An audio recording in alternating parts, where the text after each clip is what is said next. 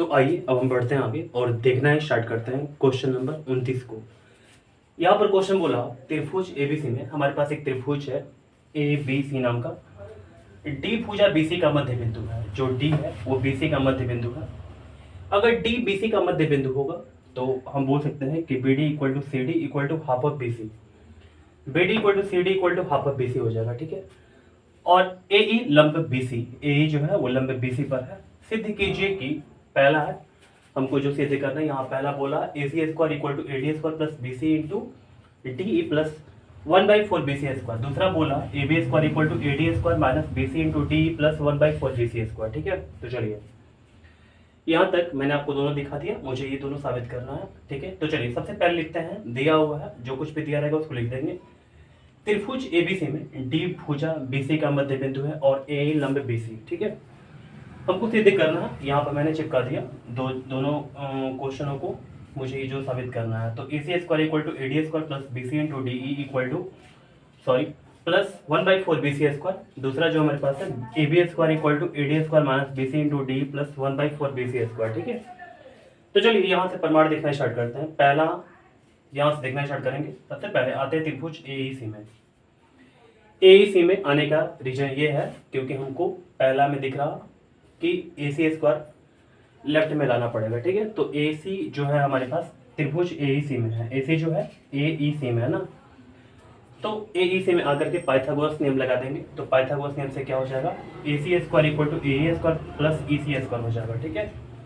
तो हमने लिख दिया यहाँ पर A C square equal to A square plus E C square, ये समीकरण पहला हुआ। फिर इसके बाद अब आते हैं हम लोग त्रिभुज ए ई डी में। ए ई डी ये वाला छोटा वाला है त्रिभुज, आपको दिख रहा होगा। तो इसमें क्या हो सकता है, A D square equal to A square plus A D square, A D square equal to A square plus A D square हो जाएगा, ठीक है। देखिए यहाँ पर मुझे समीकरण एक में ए जो है वो ए जो है यहाँ पर दिख रहा, तो मैं क्या करूँगा, ये वाला जो है ना हमारे पास, इसमें से मैं ए को ए स्क्वायर को अलग छाट लूंगा। तो यहाँ पर A D square minus D ई आप लिखें या ए डी लिखें, बात तो बराबर है। तो मैं यहाँ पर डी कर दे रहा हूँ, ठीक है। तो जो डी ए स्क्वायर है राइट हैंड साइड में, इसको लेफ्ट में लाएंगे तो क्या हो जाएगा, माइनस में हो जाएगा। तो A D square minus D A square equal to क्या हो गया, ए स्क्वायर होगा, ठीक है। तो चलिए यहाँ तक आप बात समझ रहे होंगे। अब मैं क्या करूँगा, समीकरण एक में ए स्क्वायर का मान रखने पर ये जो हमारे पास ए स्क्वायर है ना, इसका वैल्यू जो हमारे पास दिया हुआ है इसको रख लेंगे इस समीकरण में। तो ए स्क्वायर यहाँ से हटा लेंगे और रख लेंगे इस चीज़ों को। तो देखिए हम क्या करेंगे, ए सी स्क्वायर हमारे पास पहले से दिया हुआ है, ए स्क्वायर की जगह मैंने क्या बोला, A D square minus D square, A D square minus D square plus A C square तो हमारे पास पहले से था यहाँ पर, तो मैं रख लूंगा इसको, ठीक है। तो चलिए आगे बढ़ते हैं। A C square equal to A D square तो ऐसे ही रहेगा, माइनस डी स्क्वायर को ऐसे करके छोड़ दिया गया, प्लस ई सी स्क्वायर को थोड़ा देखिएगा, ई सी स्क्वायर हमारे पास जो होगा वो कैसे हो जाएगा। तो ई सी को हम लोग बोल सकते हैं E D plus D C, ठीक है। या आप बोल सकते हैं D E plus D C बोल सकते हैं, ठीक है, ई डी को। तो डी ई प्लस क्या हो जाएगा, डी सी हो जाएगा। इसके ऊपर स्क्वायर लगाओ तो होल स्क्वायर कर देंगे, ठीक है। या A C square equal to A D square minus D E square, इसको तोड़ेंगे ए प्लस बी का होल स्क्वायर पर, तो A square plus B square plus 2ab हो जाएगा, ठीक है। तो ये डी स्क्वायर कैंसिल हो रहा, तो मैंने कैंसिल कर दिया। यहाँ पर A C square equal to A D square, यहाँ पर क्या बचा हमारे पास, डी सी बचा था। तो डी सी को बोल सकते हैं हम लोग, डी सी जो है ना, डी सी जो है वो हाफ ऑफ बी सी है ना। डी सी जो है वो क्या है, हाफ ऑफ बी सी है। तो चलिए इसका स्क्वायर कर लेंगे, प्लस जो मेरे पास दिया था 2 डी हो जाएगा, इंटू में ये है। और यहाँ पर डी सी की जगह पर बोल सकते हैं हम लोग, डी सी जो है ना वो हाफ ऑफ बी सी है, तो हाफ ऑफ बी सी हो गया। इसके बाद थोड़ा ध्यान दीजिएगा, देखिएगा, या A C square equal to A D square तो हमारे पास पहले से था, तो मैंने लिख दिया यहाँ पर, प्लस यहाँ पर 1/2 का स्क्वायर करेंगे तो 1/4 हो जाएगा, यहाँ पर बी सी स्क्वायर हो जाएगा, प्लस डी ई इंटू क्या हो जाएगा, यहाँ पर बी सी हो जाएगा, ठीक है। यहाँ तक समझ में आपको बात आ रहा होगा। इसको थोड़ा सजा कर लिख देंगे, हमारा सब कुछ आ चुका है। देखिए A C square A D square, ठीक है, B C into D E, तो बी सी यहाँ पर B C into D E, इसको ऐसे ऐसे करके अच्छा से लिख लेंगे, ठीक है। और यहाँ पर 1/4 B C square, 1/4 B C square यहाँ से ले लेंगे, 1/4 बी सी स्क्वायर हो जाएगा। तो जो मुझे साबित करना था मैंने सिद्ध करके आपको दिखा दिया। अब चलेंगे दूसरे को सिद्ध करने के लिए, ठीक है। तो उम्मीद करता हूँ कि 29 का जो पहला क्वेश्चन है आपको अच्छे से समझ में आ गया होगा।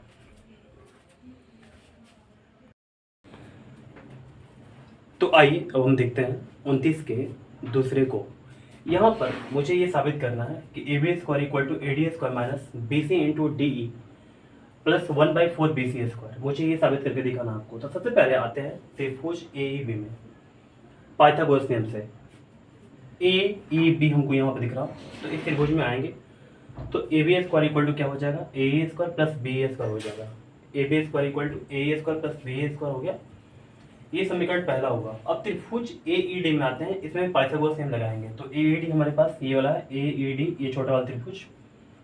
तो क्या हो सकता है यहाँ पर, A D square equal to A square plus D A square, A D square equal to A square plus D E square हो जाएगा। ठीक है, तो चलिए यहाँ पर क्या करेंगे, ए ई स्क्वायर जो राइट हैंड साइड में दिख रहा है मुझे, इसको अकेला छोड़ देंगे। तो A D square minus D E square equal to A square हो गया। ठीक है, तो चलिए समीकरण एक में ए स्क्वायर का मान रखने पर ए स्क्वायर का जो मान हमारे पास ये दिया होगा इस समीकरण में रख देंगे।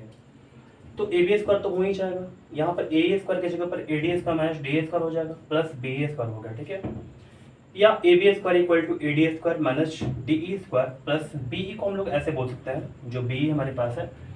तो बी डी में से अगर हम डी ई घटाते हैं तो क्या हो जाएगा, बी स्क्वायर बी हो जाएगा। तो इस पर स्क्वायर लगा हुआ तो इस पर होल स्क्वायर कर देंगे। आगे लिखते हैं A B square equal to A D square minus D E square plus A minus B का होल स्क्वायर पर छोड़ेंगे तो A square plus B square minus 2ab हो जाएगा।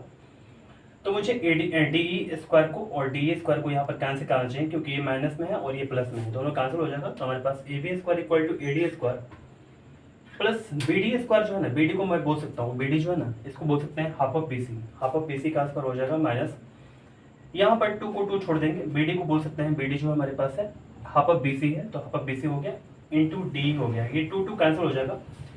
तो ए बी स्क्वायर यहाँ पर देख सकते हैं आप equal to A D square plus 1/4, क्योंकि हाफ का स्क्वायर क्या होगा 1/4 बी सी स्क्वायर हो जाएगा minus B C into D हो जाएगा। इसको सजा के लिख देंगे जैसे मुझे प्रूफ करके दिखाना आपको। तो A B square equal to A D square minus B C into D E plus 1/4 B C square हो गया। ठीक है, तो मुझे यही साबित करना है, मैंने आपको साबित करके दिखा दिया। जो 29 का पहला और दूसरा क्वेश्चन है, दोनों को जो साबित करके दिखाना था मुझे, मैंने दोनों करके दिखा दिया। उम्मीद करते हैं ये क्वेश्चन आपको अच्छे समझ में आ गया होगा।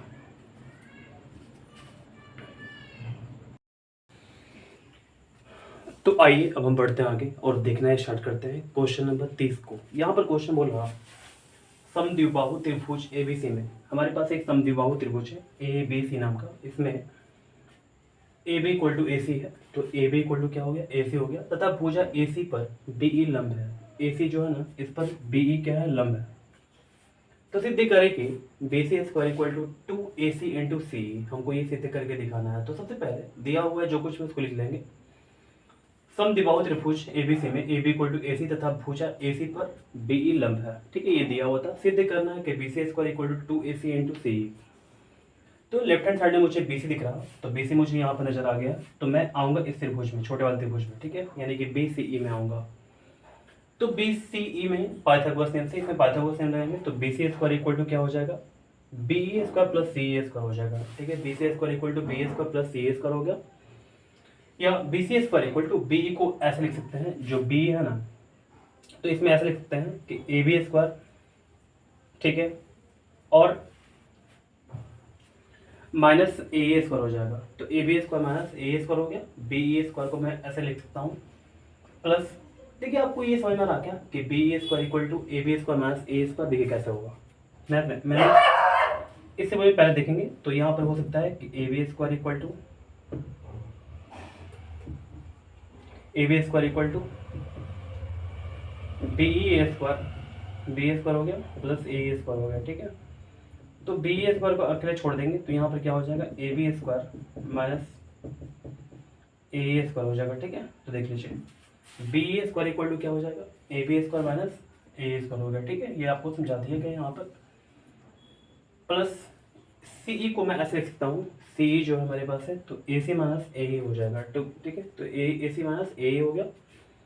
स्क्वायर लगाओ तो इस पर होल स्क्वायर कर देंगे। तो देखिए अब आगे देखते हैं। यहाँ B C square equal to A B square minus A square plus A minus B का होल स्क्वायर जो होता है A square plus B square minus 2ab होता है। ठीक है, तो ए स्क्वायर कैंसिल हो जाएगा। तो हमारे पास क्या क्या बचेगा, B C square equal to A B square को देखिए ए बी जो है ना वो ए सी के इक्वल है, तो इसी की जगह मैं क्या लिख सकता हूँ यहाँ पर, ए बी की जगह पर ए सी लिख सकता हूँ। यहाँ पर मैंने दिखाया भी हुआ A B equal to A सी, तो ए बी की जगह पर ए सी लिख देंगे, इसका स्क्वायर हो गया, और यहाँ पर प्लस ए सी स्क्वायर और माइनस 2ac इंटू ए हो गया, ठीक है।